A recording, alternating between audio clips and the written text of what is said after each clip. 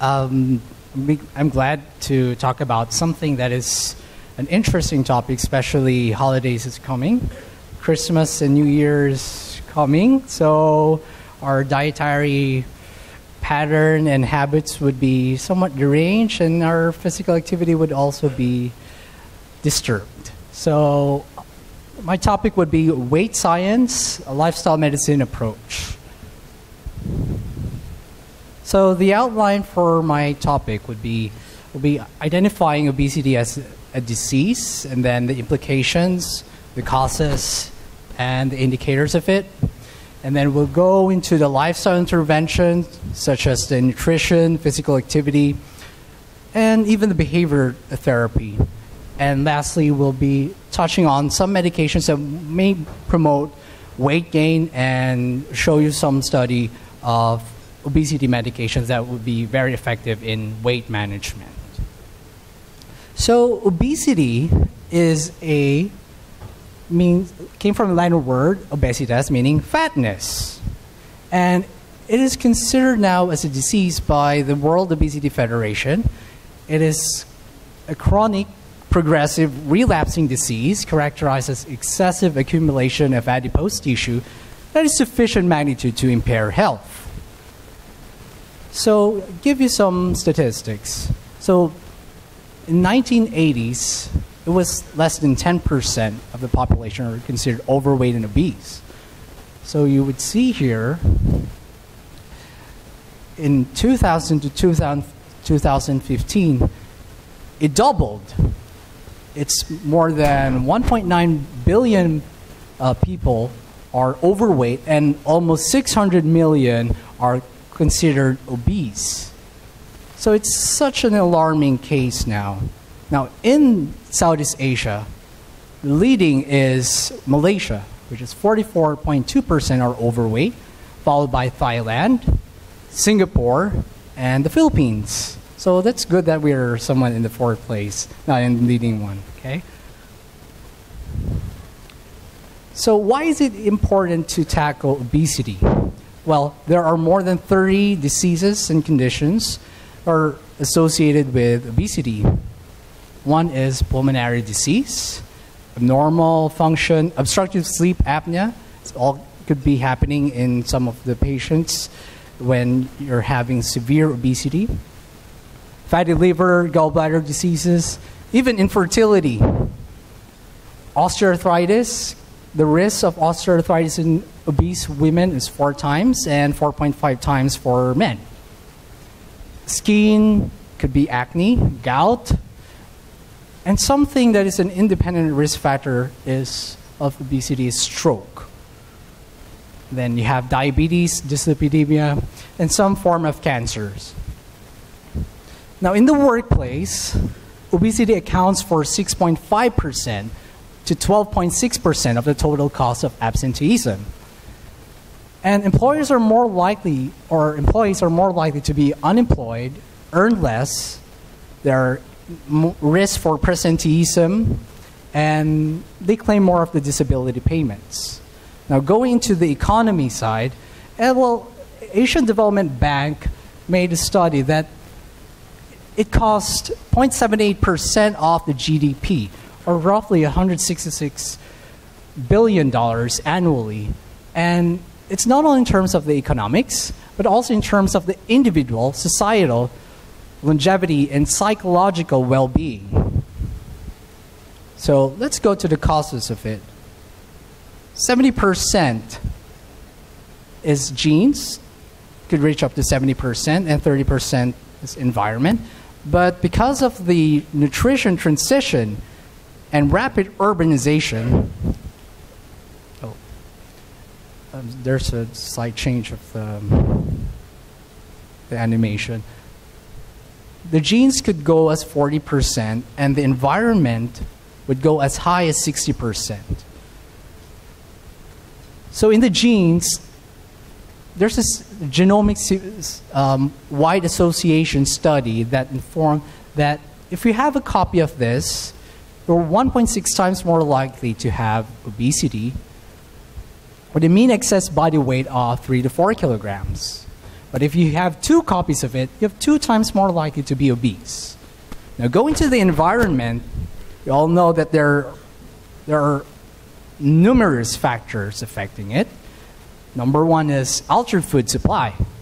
Energy-dense food, buffets on the left and the right, more fast food chains, and then there are promos everywhere that 50% off the buffets.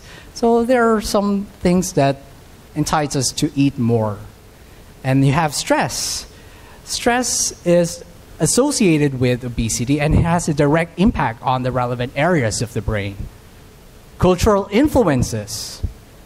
Christmas is coming, so we tend to celebrate with lechon baka, crispy pata, pancit, and there are a lot of food that we celebrate. And even rice is, we eat more of the rice than any parts of the world. Media and social interaction is another thing.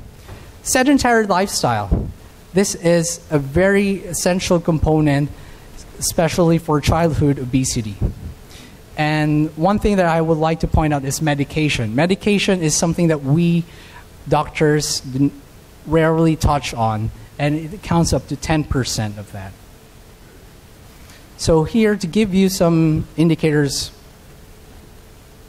if you're classified as overweight or obese, I'll give you 3 parameters. One is body mass index. It's the most common. It's generally correlated with some of the metabolic diseases. I'll show you a classification of that in the next slide. Second is body fat percentages. For Asian men, it's more 25%. Women is 32%. And third is waist circumference. It's a health risk that we could do if body mass index is not available. For Asian men, it's 35.4 inches. For Asian women, it's 31.5 inches. Now here, I'm going to show you that there's a difference between Asian and Caucasian classification. WHO gives you this kind for Caucasian, but for the Asian, it has a lower range for you to become normal. Why is it that there is a lower range for Asian? It's because of this YY paradox. They have the same BMI, 22.3, but they have different body fat percentage. For the Asian on your right, their body fat percentage is 21.2%, while for the Caucasian, it's 9.1%. And they have associated that their Asians have more likely to have higher body fat percentages, higher visceral fat, and increased waist circumference, leading to metabolic diseases. So what is the healthy goal? The healthy goal is just to reach 5 to 10% of weight loss. You don't need to go drastic or rapid weight loss just to give you some health benefit. The health benefit is to decrease your blood pressure by 5 millimeters mercury, lower your glucose levels for your diabetes management, your bad cholesterol, stroke risk, and heart risk, back pains, and you'll be sleeping better and have more energy. Now going to the management. The old paradigm is diet, exercise are the key components for you to lose weight. Well, it's not just that. We include behavior and some other components, even medication as a tool for the weight management. I'll start on the nutrition. Well, the most important thing is to reduce your caloric intake. But there's a difference in the calories in and the calories out. Eating an apple would not translate to, or walking 30 minutes would suddenly you'll reduce weight or reduce your calorie. It's not just that. It's because of this one. 70% is resting metabolic rate. and 20% is your physical activity. For triathletes, it could go as high as 70%. And your thermogenesis, which is the least variable, is 10%. So if you're more engaged in physical activity, you're more likely to burn more calories. So here, I'll give you 5 diets out in the world that have some health benefits. But there are thousands of diets out there. Like every year, there's new diets coming out just to give you the best one for your weight loss and for your health. But here is a study that Atkins is a low-carb diet. It could help in your cholesterol and your diabetes management. Plant-based diet, who's on vegetarian or plant-based diet? Anyone? None. So for plant-based, they're focused on the low fat and high carb. The high carb is more of the fruits and vegetables. They have they don't eat eggs, dairy, and no meal. But the health effect is the CVD, or the cardiovascular disease risk, go down. Next is DASH diet. DASH means dietary approach to stop hypertension. It's considered to be the #1 diet in the States for short-term and long-term weight management. And here, their focus is low-fat, high-carb, and they tend to reduce the eating of refined sugars. And it's proven that it would decrease the blood pressure. The 4th one is Mediterranean diet. There's no definition of it, but they said that they eat fruits and vegetables, eat legumes, nuts, olive oil, and the red meat consumption is lower than some of the diets. And of course, there will be a decrease in the CVD risk. And lastly, the most controversial is ketogenic diet. I think did someone try ketogenic diet? Okay. So ketogenic diet is good for the short term, but there are no proven studies good for the long term. It's a case-to-case basis. Not everyone can engage into ketogenic diet. Why? Because it depends on the personal preference and the culture of some people and the availability of the food. But it's proven that it would decrease the seizures in children. Now, to show you some long-term diet studies over 3 to 4 years, here you could see that potato chips and some processed chips could lead to weight gain. And eating nuts, fruits, yogurt is going to help you in your weight loss management. Sugar-sweetened beverage is already considered to help in the weight gain, and I was one of the key speakers or resource speakers last year when we passed the train law on the sugar-sweetened beverage. And at least we passed 2, which is the sugar-sweetened beverage and the artificial sweetened beverage. Artificial sweetened sugar-sweetened beverage has a indirect impact in the weight gain. Why is it? Because the sugar cravings goes up. Like stevia, it's 300 times more sweeter than white sugar. So as you eat or drink something like artificial sugars, you tend to eat something solid, which are refined sugars, like cookies, cakes, because you want to reach that tolerance of that sweetness. So if you want to lose weight, start reducing your intake of artificial sugars or sweetened beverage. Now, the second component is physical activity. I want to show you that there's a difference between physical activity and exercise. So physical activity is any bodily movement produced by the skeletal muscle that results in energy expenditure, while exercise is a subcomponent of physical activity. It's a planned, structured, and repetitive body movement done to improve or maintain fitness. So here is a slide talking about types of physical activity. You have moderate and vigorous physical activity. The recommendation is 150 minutes per week for moderate physical activity.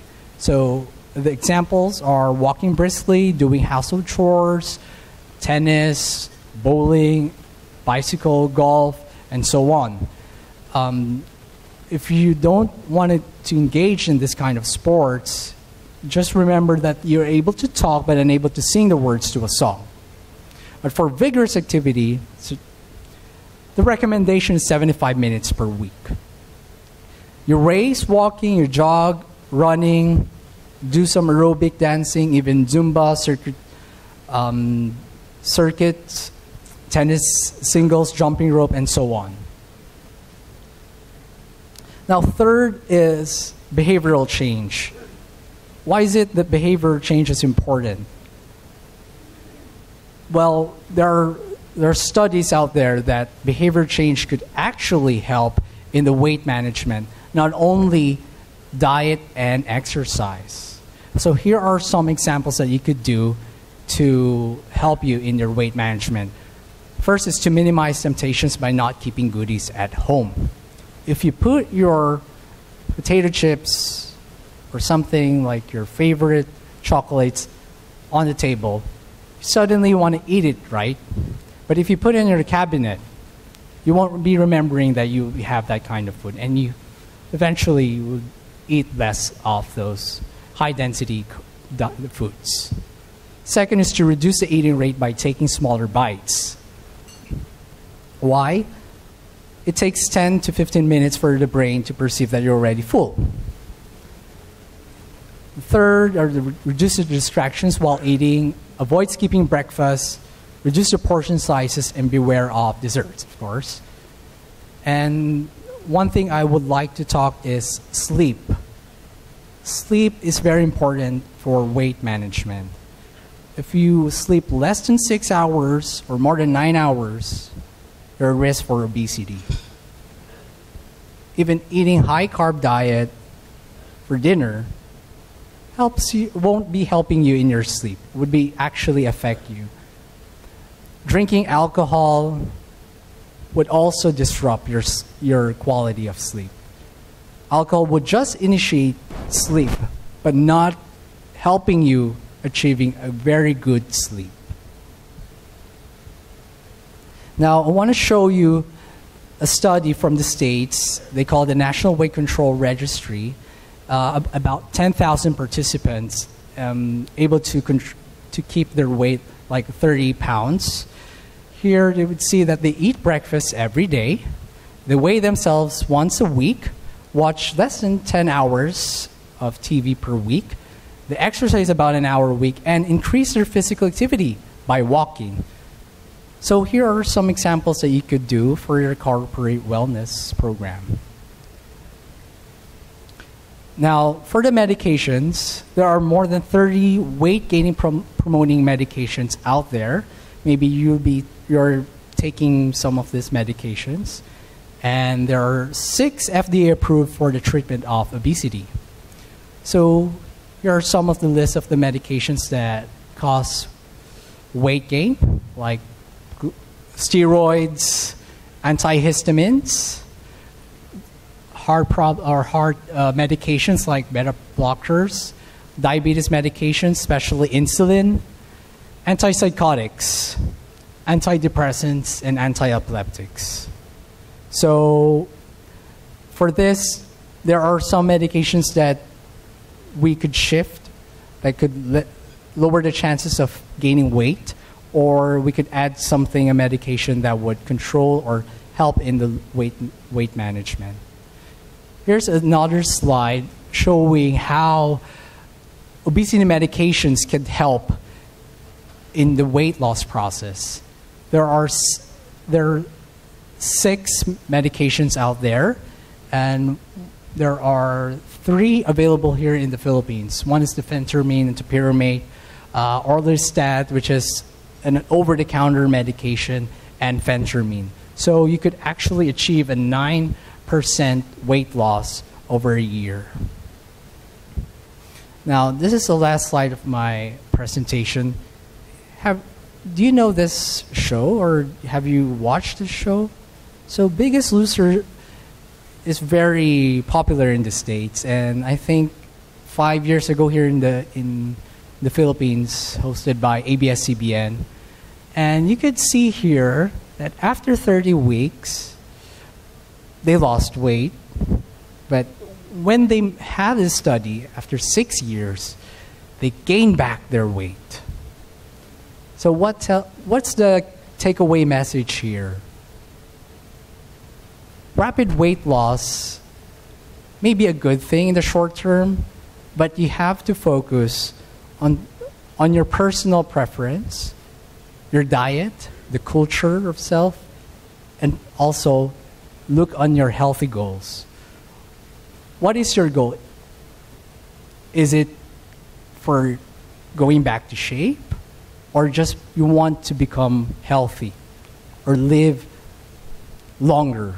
So those are the challenges that we are facing in our practice. How you would be engaging your patients, how you would be empowering your patients to talk, and for the doctors, how we could listen more, have more time with our patients. So thank you so much for accommodating me.